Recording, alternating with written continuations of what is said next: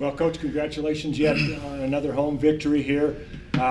This is what the doctor ordered, so to speak, to kind of get things back on track and get ready for the conference play.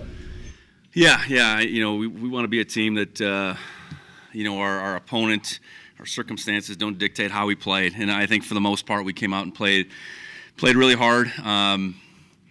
You got to keep moving forward as a football team, and that there's that situation where human nature can't set in, and I thought our guys took care of business. We got a lot of guys in the game today, so pleased with our performance. And you continue to run the football with passion, over 900 yards in 3 games. Yeah. I mean, both sides of the football, our ability to run the football and then stop the run is where it starts. I think we got a full complement of running backs right now, and that's probably what showed up as much as anything today. We need to keep feeding those guys. Obviously use our quarterbacks in a timely manner, but it was good to see those running backs get going today. Defense got some turnovers for you today again, and even got a score, of course. Yeah. It was good to see Rylan get in the end zone. I know Blake Stillwell had the interception earlier. Yeah, I thought our defense played hard. We gave up the long kick return, and they get a field goal out of that. We gave a couple plays in that 2-minute drive, but we hold them to 6. Really pretty dominant by and large that first half. And we got a lot of guys in that second half on both sides of the ball, and our building our depth. That missing piece a lot of times is guys playing in games. And so this game, and I know that first game against Utah Tech, a lot of guys saw action. And we're going to need that over the course of the season. A little different look on the sideline. Taylor Housewright on the sideline, calling the game from there. Yeah. It was a decision that he brought to me an idea, I should say, he brought to me this week. And I think you can coordinate from both places. You can call plays from both places. I think for him an opportunity to communicate directly with the quarterbacks, probably in particular.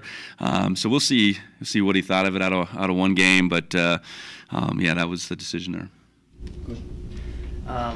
No Tommy today. I know he was kind of questionable going into this one. I guess what went into that decision to not play him at all today? He's not ready, pure and simple. It wasn't a deal where he could have gone necessarily. So, we'll see how that develops, into next week. I thought Sean came out and played pretty well, and then to get Jordan in and play a bulk of that second half, that's invaluable experience, and I'm certain there was some good, and he had 10 incompletions, so there's some bad with that too. So, there's his time will come at some point, and opportunities like today were invaluable. I guess losing some of those other guys earlier this week, Caden in particular, what can you just sort of speak to that? Caden actually got dinged up in the game. I don't know if he really knew what it was, and then kind of took it a little bit further in practice this week. So Caden will be out for the season. Zach Black will be as well. So it's the nature of the beast. Simeon we will get back. And we're hopeful at the time of call is turning the corner. We'll find out, I believe, this week on Junior Alexander. It's kind of where we're at right now, and pleased with the guys that have stepped up. Was there ever any concern going into a game like this, knowing what happened last week, and then going to Weber next week, that there might be any look ahead potential, or were you? No, I think that's what you fight against. You fight against human nature. That's human nature. That's the way most people think. But in football, you get one chance to play each week, and again, it doesn't matter who, when, where. That's the mentality we have to have. And I think whatever the score was at halftime, 41-6. I think that said we didn't take this team lightly, and we went after it, and that was the message all week. Our effort couldn't be any different against this team. In fact, it should be more, and our attention to detail needed to be more. And I think, by and large, that was the case today. Jacob leading and receiving over 100 yards today. I guess curious what you saw to him with his most action today. Yeah, it was good for him to get that action. I think some good and bad there too. He is a talented kid, and he's still a kid, and that's just it. He's a true freshman that, for the first 2 games, it was really only opportunities to touch the football were on those punt returns at South Dakota State. So to get some catches, to not catch every one at the same time, and then on the punt return side, to get a good return, but then not handle it correctly every time. I mean, those are learning lessons that you only get on Saturday. So, Jacob's going to be a guy that I know we're going to count on offense and in special teams, and certainly pleased with the bulk of what he did today. Along that note, how did you feel about the progress in the pass game today? Well, I think some really good things, and it's hard in games like that. You get up and you're somewhat guarded on exactly what you're going to do. I know another game where we didn't take a sack. I think that's where you look at the protection. Now we were faced with some pressures that I think at quarterback we got to handle better. I think Jordan has some real capability, but you can see inconsistencies. I think Sean, he handled it pretty well. And if it's a game where, we did throw it 30 times, but if Sean's thrown it 30 times, it'd be interesting to see what that will look like. But, some good and bad, and there was certainly intent with what we were doing. Can you talk a little bit about the tight end group, just some great momentum plays, I feel like, in that first half. A group that you talked a lot about going into week 1, made so much progress in fall camp. What you saw from them today? Yeah, I know Derek had the long catch and run. Still didn't I don't know if we got Trayton involved at all. But yeah, excuse me, I know that's a group that can do a lot. And to this point, a lot of what they do is probably the unseen. Those two are formidable blockers, and then that's in line, that's on the perimeter, and then they're both capable of making plays. So, that'll have to pick up and continue as we move into conference play. Scott Trade, 3 touchdowns for him today, all kind of feature within 7-5. You kind of see him as that back to kind of feature near the goal line, or is that more situational, I guess? No, I think there's some real thought to that. He's a powerful young man, and we got to come up with schemes week to week that leverage what we do well, and trying to find an edge against the defense. So, he's definitely going to be part of that moving forward. Not that he won't play, say, between the 20s, but his ability to find that end zone is certainly an ability that he possesses.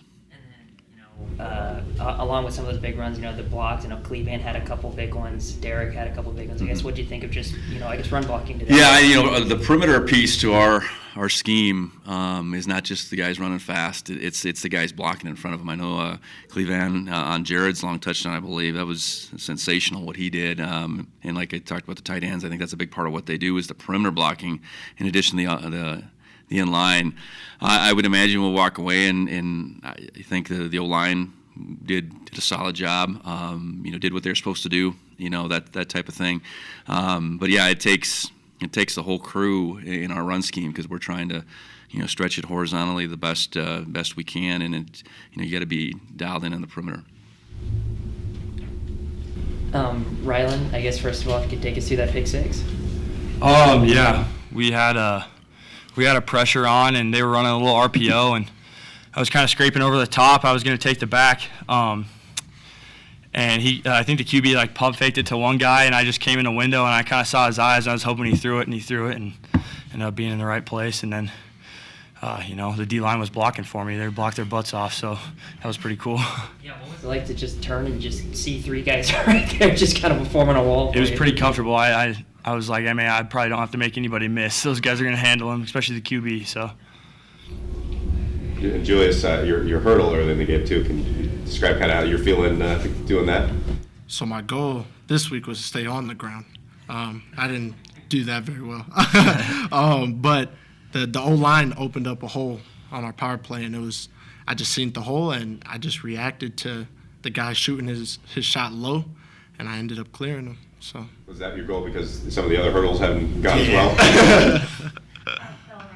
Dr. Humphrey had 3 touchdowns. So just take me through, the whole group and, another explosive performance this game. It's awesome. Our running back room has so much depth. Everybody can play. You can see that when you cut on the TV or the film. And I'm so excited for all these guys because they continuously improve and work every week to get better. and you see that on the field. And Scotty, yeah, he's that dude. Julius, I just wonder if you could talk to the run blocking, especially from guys like Cleveland and Derek, and just especially kind of on the perimeter. They take pride in that stuff, and vice versa. We block so they can get the ball. They block so we can get the ball. And I think that's what's very special about Montana State as a whole is everybody, regardless of special teams, defense, offense, we all complement each other very well, and we do it for each other, seriously. So. What do you think of Sean kind of stepping into that full starting role today? It was awesome. He was comfortable, made his reads, made his plays, and did what he did running. That's what he does too. But you saw a little bit of his arm as well. But he was very comfortable in that role. He's been training for that all year. So. I guess for both of you guys, I'll start with you, Julius, but how motivated and hungry were you to get back out on the field after last week? Very. We had the saying is, you win or you learn. So we took last week as a learning experience. And no matter who we're playing, it's getting better. It's us versus ourselves. So it's like we look in the mirror and look at, okay, this is what we need to improve. And I feel like that's what we did this week. We looked at ourselves, took a real look, and then, okay, let's improve, and we did that. So.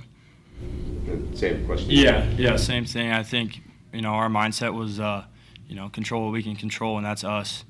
That's us tackling, that's us blocking on offense, that's everything that we do, that's executing all the details and everything, controlling our effort. So I think it was just more about us this week and, getting things right in the ship from last week a little bit. You guys, go ahead. You guys threw 30 passes today. Was that a point of emphasis this week, and how did you think that went today? It went very well. That was a point of emphasis. We wanted to get the ball just around to different people, just to build that confidence within the entire offense. And we did that and successfully did that for the most part. So I think, yeah. Well, and you mentioned, win or learn, and you mentioned a couple things there, but anything else you kind of learned most from last week? It's just really just being able to persevere through tough things. Like resilience is another thing that Coach Herron had put up in the weight room to look at, what is mental toughness. And that was something I feel like we did a very good job at. But it's like you can always improve at it and continuously over and over just, okay, good play, bad play, next play. Doesn't matter if it was good play. If you broke a 30-yard run, you still got 70 more yards to go. So it's just good play, bad play, next play. Rylan, another tough injury pregame we found out about for the defense.